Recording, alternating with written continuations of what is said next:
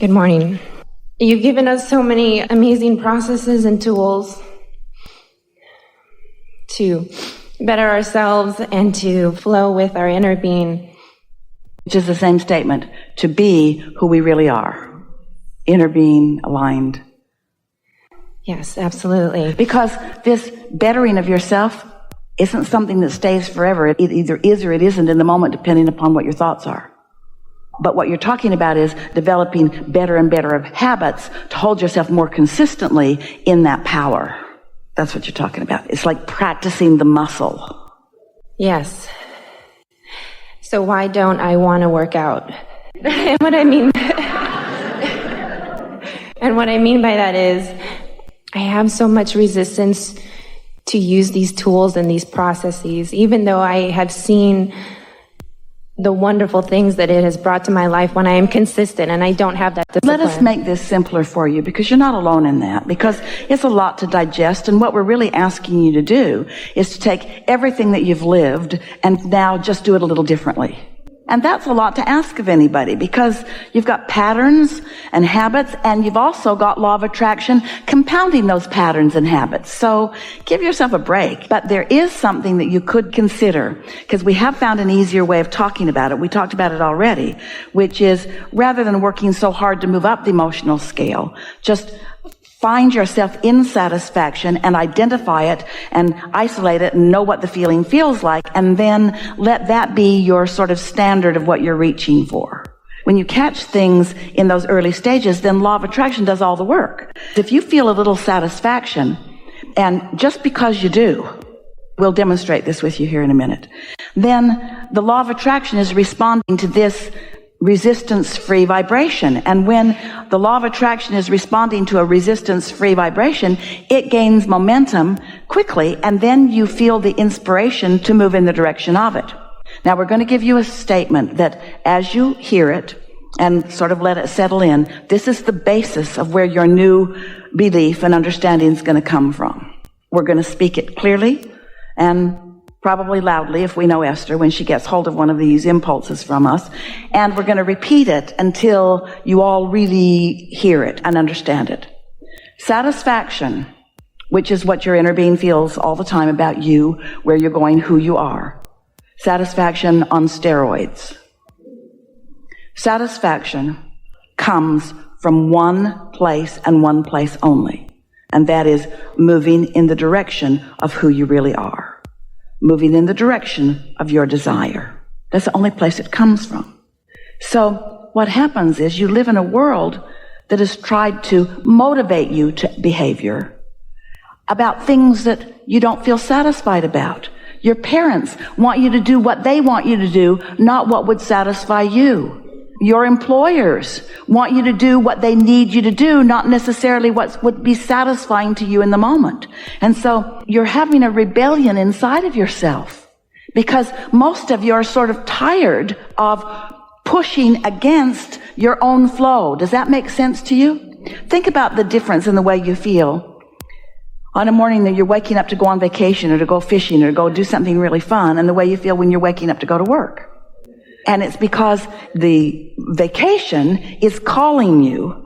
And when you point in the direction of that, there's no resistance. And so you're so clever, you're so fun, you're really on point, you remember what you need to bring, you think of clever things, you're working with others, the universe cooperates with you. But it sometimes doesn't feel that way when you're doing something that you really don't want to do. So here's our message to you. Never do anything you don't want to do. Because first of all, you're setting a bad example for the rest of the world. You're teaching people that they can control you by whining and complaining and demanding things of you. Demonstrate to yourself that you are someone who wants to be inspired, not motivated. So you got to stop trying to motivate yourself. You don't like it when people try to boss you around. When somebody tells you that you need to do something, you don't want to do it. People who know you know that you're stubborn that way. And so this is the same thing. You got to understand that about yourself. You can't demand of yourself. You can't motivate yourself. You've got to let yourself be inspired, which means you got to understand these important things.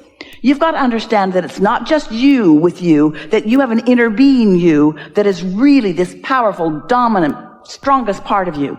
And that inner being knows everything that you've asked for and is focused upon everything that you've asked for in a way that those cooperative components are already being gathered to that. You got to understand that there is a vibrational reality. We want so much for you to accept the realness of this that we named it the vortex, wrote 2 books about it. We want you to understand that this vibrational reality, which is the furthest expansion that you have accomplished vibrationally along with your inner being. It's vivid and it's real. It's not imaginary, although we want you to seek the image of it. It is a real vibration, and it is calling you. And when you move in the direction of it, because you're not doing the opposite, because you're not doing that thing that holds you away from it, maybe because you meditated and so your mind is clear, maybe because you've been making a list of positive aspects so you're in tune with it, maybe because you're just in love with life right now. Doesn't matter what the reason is. But when you have no resistance, you will receive that inspiration that will call you forward, and you'll never again say, how can I make myself do something? As you listen to us, we've got so many great ideas. We're so sure of ourselves. Esther stands here and expresses the clarity of what we have to say. And to most of you, or to most anyone who's looking at this for the first time, this just looks like somebody who really believes what they say and has some pretty good ideas, and it's just another opinion that might work, might not work. We get how there are so many voices in the world that are encouraging you in different ways to do different things. But this we know for sure. If you will accept that you are an extension of source energy, and you will accept that your source energy is aware of you and is calling you, and you will decide that you're going to meditate to allow yourself access to that. And so you do it. Maybe it takes a week or 2 or 3 before you really feel that you've allowed yourself that connection. And then an impulse occurs to you. An impulse. And by that we mean something that just feels good. For Esther, it's like, I think I'll move the furniture around. And then she meets all kinds of people that day that were really meaningful to her. Or, I think I'll stop over there and get gas. And then she meets something really significant. These are not blockbuster ideas usually. It's an idea about something that just feels good to you. But if it feels like a good idea, follow it. And then as it unfolds into something, as these thoughts are turning into things, you will have first-hand understanding about what alignment with source translates into your life, and you will trust your guidance. And then you will begin to say, I'm going to prime the pump by making sure that I'm satisfied as much as I can. And then I'm going to let the law of attraction and my vortex call it. And here's why. Step 1 is you're in contrast, and life tells you what you don't want and what you do want. So you've launched all these rockets and you've got this magnificent request. Source energy is all over all of that. In other words, your inner being is answering everything that you've asked for. Your inner being is all over it. When you ask, it is given. We're not kidding. Someone should write a book about that. So it's done. Step 3 is you meditate and get into the receiving mode. And step 4 is you've just done that so well that you've isolated what satisfaction feels like, and you don't have any question about it. And that's your guiding feeling. I want to feel satisfaction. And so you reach for it and you find it and you hold yourself steadily there. And then step 5 is you're so good at alignment that now you embrace the contrast that puts more in the vortex. You don't feel bad about more contrast because you know it's necessary for the expansion. So you stop second guessing yourself and you move in the direction of what feels good. And you never again try to motivate yourself to do anything. Thank you. May I ask one more question? Did you get that one? Did it make sense to you? Yes. Really? It will. We don't want to put you on the spot. We wanted to settle in with you a little bit, because what we just said to you is most people can't hear us until they've really done that. And once you've done that, Esther spent a week or 2 after we began talking about satisfaction in this way, asking herself, what is that feeling of satisfaction that Abraham's talking about? So she started wanting to be aware of it. And then she'd get into her car, beautiful new Cadillac Escalade, and she'd get out onto the highway and sort of just settle into the road and the ride and just feel excellent. She'd just feel like, whew. And she thought, this is what satisfaction is. It's this feeling of adventure and calm and well-being and eagerness. I am so satisfied. I'm so satisfied. She got on an airplane one day and she was in the first class cabin. So she slipped into her seat and she thought, satisfied. And then she sort of settled in and buckled up, and now the plane's in the air, and she reclines her seat and she gets her blanket and her pillow, and she's thinking, oh, I am so satisfied. I'm so satisfied. I'm so comfortable. I'm so satisfied. This is just satisfying. And then a flight attendant came to her just as she was putting her sunglasses on and getting ready to snuggle in for a long winter's nap. And he handed her a bottle of water, and he said, I heated this for you in the microwave. I thought it might make you more comfortable.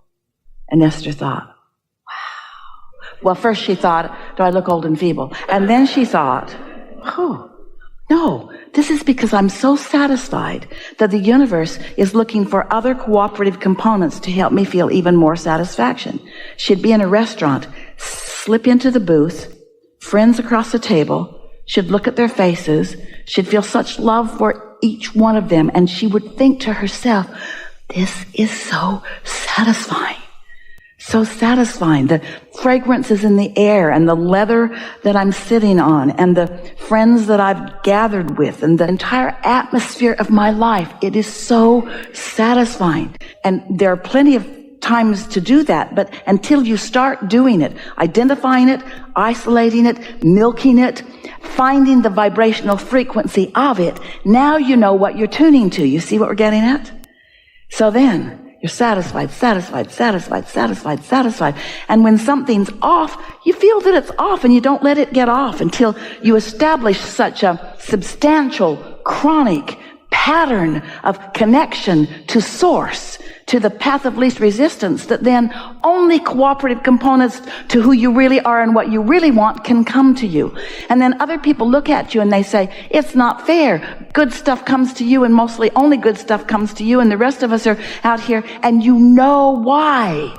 It's not some crapshoot. It's not some law of averages. It's not some game of chance or luck. It's not some karmic game where you're being cursed or somebody's doing a voodoo on you. You're in complete control. And what is the control? Right here. Satisfied or not satisfied. Before I push my car down the hill, I come to my senses and I find my alignment. And when that's what you do, next time we see you, you'll say, hi, Abraham, I don't do anything I don't want to do, but there's so many things I want to do. Having such a good time. All right, now we'll hear you. That was good, by the way.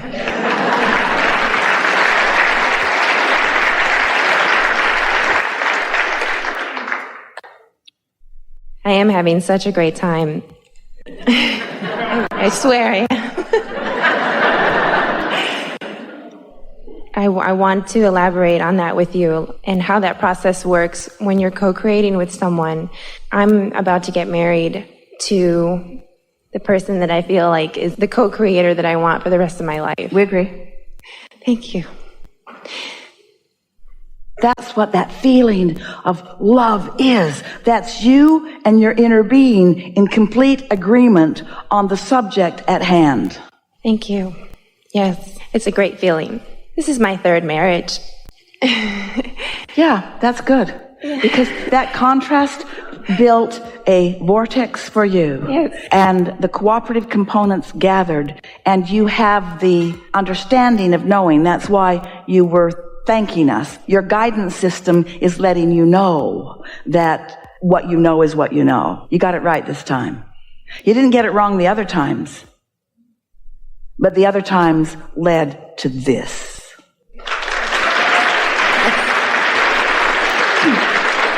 So don't spend any time dissecting that. Okay. I think that's it. Yeah, I think you just answered everything. You know what just happened? You can feel that where you were going was not under the influence of this. And now that you're under the influence of that, all of that is irrelevant. Exactly.